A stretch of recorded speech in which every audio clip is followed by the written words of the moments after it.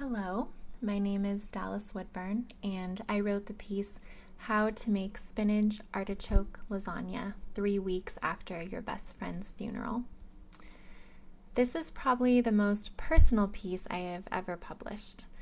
In the intense depths of grief right after my friend Celine died, the main solace I found was in cooking, listening to podcasts, and reading pieces about grief by other people who had worn the same ill-fitting, horrible shoes I suddenly found myself wearing. This piece came out of me in an unstoppable rush, and in the second person you instead of the first person I. My grief felt so much bigger than just myself. I knew I wanted to eventually share the piece, both to share my ongoing love for a truly amazing human being, and also to maybe bring some solace to another person out in the world who is grieving too. Thank you to the insightful and generous editors of Your Impossible Voice for giving this essay a home. It is now an impossible 2 years and 51 weeks since her death. How to Make Spinach-Artichoke Lasagna 3 weeks after your best friend's funeral by Dallas Woodburn. Step 1. Preheat the oven to 375 degrees Fahrenheit. Step 2. Turn on a podcast to listen to while you're cooking, perhaps This American Life or Radio Lab.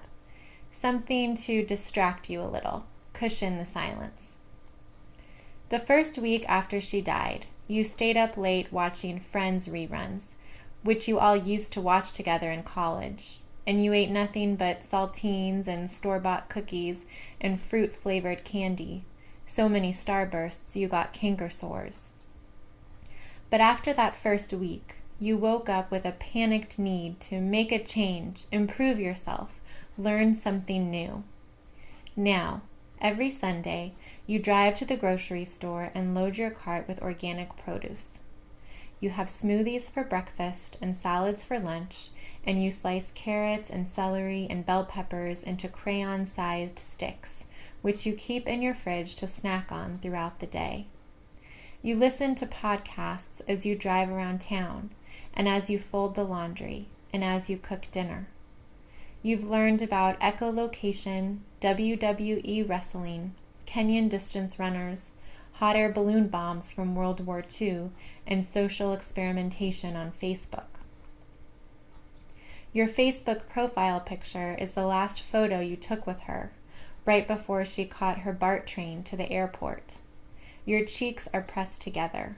Your smiles are gigantic. Since she died, you've started cooking more, trying out new recipes. This is your first time making lasagna. Step 3. Measure 1 cup of cottage cheese and pour into a blender or food processor. Pulse until smooth. Pour the cheese into a large mixing bowl and set aside. There's no need to rinse out the blender. Step 4. Dice an onion, preferably a small red one. It would be a cliché to say that she was like an onion, so many layers, and difficult to get the outer layers peeled back. It would be a cliché, but it would also be true. You always thought that becoming friends with her was making a bargain with the universe. It would take at least 50 years to get past all the barriers and know her, truly know her. And therefore, the two of you were guaranteed at least 50 years of friendship. Becoming friends with her was a long-term investment. There were things you didn't know about her, secrets you figured she would reveal to you one day when she was ready. Now you wish you had asked more. You always assumed that pressing for information would backfire, make her seal her lips tighter. But maybe she would have answered. Blink away the onion tears. You can't remember ever seeing her cry, which bothers you. Surely you saw her cry at some point? Surely you comforted her at least once? Step 5. Saute the diced onion in olive oil, along with minced garlic and chopped artichoke hearts. It's okay if you use garlic that comes pre-minced in a jar and artichoke hearts from a can. Toss in a few handfuls of spinach too. Stir it all around. Cook for a few minutes until the onion is translucent and the spinach is wilted. On This American Life, they are talking about vocal fry. They explain what it is, a croaky voice, but you can't really hear it, which is a good thing because apparently vocal fry is annoying, and once you start to notice, it's hard to stop noticing. Will there come a day when you can't remember her voice? Right now, you can hear her saying certain phrases very clearly, mostly silly things, inside jokes. How she used to pretend to be angry, shouting at you for being so dang pretty and smart and amazing that she just couldn't take it anymore. And you can picture her vividly, sitting across the small cafe table in the sunshine the last time you saw her alive, playfully batting her eyelashes at you, saying, "How is the boyfriend?" with that teasing lilt, that French accent she would put on sometimes. The boyfriend is good. He's the one you're making the lasagna for. He's coming over tonight for dinner. He was supposed to meet her this summer. The two of you were planning a trip to Paris. Still are planning a trip to Paris. He just won't meet her now. Step 6. Pour the onion artichoke spinach mixture into the blender and pulse until everything is chopped fine and mixed together. You've informed the boyfriend that while you are still excited about the romantic trip to Paris the two of you have been planning for months, there is a part of you that is scared to go. Paris has always belonged to her. When you met, she was already speaking fluent French and dreaming of becoming a fashion designer. Junior year of college, you both studied abroad. She in Paris, you a Channel ride away in England. You took turns visiting each other. She took you to the Eiffel Tower and the Louvre and the Sacré-Cœur, but what you remember most vividly are small details. Walking on the cobblestones beside her, arms linked, running after her down the stairs to the metro to catch a train, that tiny fondue restaurant where they inexplicably served wine in baby bottles. You remember clinking your bottles together, laughing as you put your lips on the teats. You felt so grown up, but looking back, it's clear. You were still babies then. Step 7. Remember that large mixing bowl from earlier with the blended cottage cheese? Pour the onion, artichoke, spinach mixture into it. Add the rest of the cottage cheese, the normal, lumpy, non-blended kind. Mix well. Mix until your arm aches. After graduation, she moved to Paris to attend fashion school, just like she always said she would. You've been to Paris one time since, to visit her. She lived a block away from the Canal Saint-Martin. Her apartment was on the 6th floor and there was no elevator. You had to walk up a narrow spiral staircase. It made you feel so European. And she seemed so European, with her French friends and French job and chic monochromatic clothing. That visit, she took you to off-the-beaten-path places you never would have known to look for. A ramen shop in the Japanese quarter, a mosque for mint tea, an outdoor market that you ran through in the rain. Yet she was still her same self. She still used big gestures when she talked excitedly. Her wide smile was the same, and her expressive eyes were the same, and her brightly painted fingernails were the same, and her laugh was the same. Will you ever forget her laugh? How could you? And yet, how could you not? You're only 27. You've, hopefully, got years and years left to live. Years and years to live without her. Years and years to forget things. Step 8. Get out a casserole pan and pour a thin bed of marinara sauce in the bottom. Now time for the layering. Use those no-boil lasagna noodles.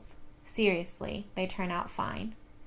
If they don't quite fit, break them into pieces like crackers. Press them down into the sauce.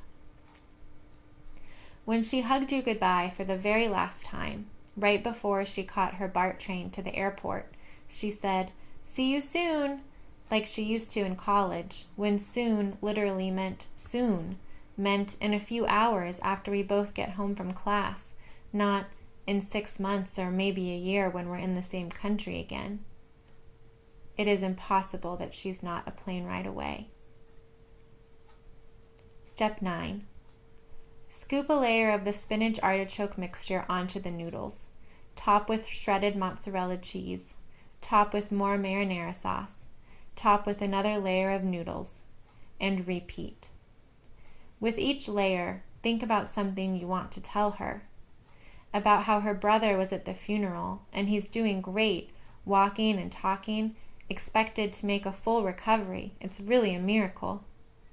About how Mark came and he looked so much older than he did in college, but he skulked around in the background just like he used to do at keg parties, and how you tried to talk to him because she would have wanted you to be nice, even though you felt extremely awkward and only lasted for a couple minutes before making an excuse and escaping to the bathroom.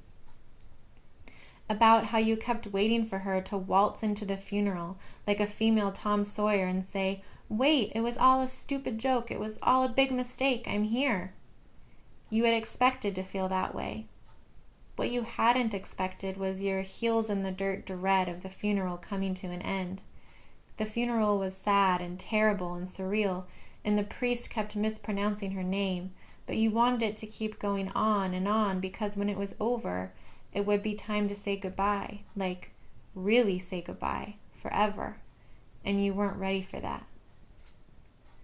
And you want to describe the cemetery to her, how it is beautiful and peaceful and shares the same name as the street she grew up on, Holy Cross. And you want to tell her that you can't go to Paris this summer, that you can't imagine her city without her, that it's probably best if you just cancel the trip. But you know what she would say. She would widen her eyes and fling her arms around and shout, "No, you have to go. Even more now than before. You must. You must." And so you will go. You imagine staring up at the Eiffel Tower, tears streaming down your face, and you must admit there is something soothing in the thought. Yes, in Paris she will feel closer than anywhere else. Maybe that will be a good thing. Step 10. Top the final layer of noodles with marinara sauce and shredded cheese. Don't skimp on the cheese. The best part is how it gets all golden brown and bubbly on top. Now slide the whole thing into the oven and bake for 40 minutes. It's strange that she has all the answers now. She knows the answers to those big questions you occasionally talked about in college, those answerless questions about God and faith and life and death that wound their way through your skulls, extending outward into your hazy, dim futures, the bigness scaring you sometimes, so you had to turn on an episode of Friends to settle yourselves down, dropping back into the comforting, small, daily life questions, like whether you could pull off the high-waisted shorts trend, or a laundry list of activities that plaid shorts guy might be doing that was preventing him from texting you back, or if Mark would ever stop pining and sulking around the edges of your friendship group like a wounded puppy dog. You want to ask her if she had a split second of awareness before the bus slammed broadside into their taxi. Did she know it was the end? Or was it just another moment in a seemingly infinite string of such moments? A brother visiting a sister, heading home from dinner. One moment she was turning to ask him a question, the next moment nothing. Killed instantly means no pain, right? You want her assurance that she didn't feel any pain. You want her to hold your hand and tell you she's okay. Each night when you go to sleep, you hope you might talk to her in your dreams, but it hasn't happened yet. Step 11. If the lasagna burns or those no-boil noodles fail to soften, toss the whole thing into the trash and make macaroni and cheese. On her 21st birthday, you made 2 boxes of mac and cheese before you all headed out to the bars to celebrate. You packed it into a huge plastic container and slid it into the fridge to await your return. And when you did return, hours later, she was very drunk and very hungry, just as you'd known she would be. You all sat around her as she ate that cold mac and cheese straight out of the plastic container. You made her drink water. You stroked her hair. And she, the birthday girl, for once let you all take care of her. "This is so good," she said as she ate. "Thank you so much for doing this." "Glad you like it." And you smiled a little to yourself, taking a mental snapshot of this night, May 4th, just a couple weeks before graduation, in a messy apartment in the middle of Los Angeles, surrounded by your very best friends. How is it possible she only had 5 more birthdays left? How is it possible the first time you would all reunite post-graduation would not be for a wedding or a baby shower, but her funeral? Just babies you were back then. There was so much you did not know. Yet, you did know enough to recognize that it was a night you would remember. The way she sat on the carpet, legs sprawled, wearing that gorgeous navy blue dress she had designed and sewn herself. The way she ate that macaroni and cheese out of that giant plastic container with a grateful, contented smile on her face. You knew it would be a story you would tell and retell. And you were right. It is. Even more now than before. It is. It is.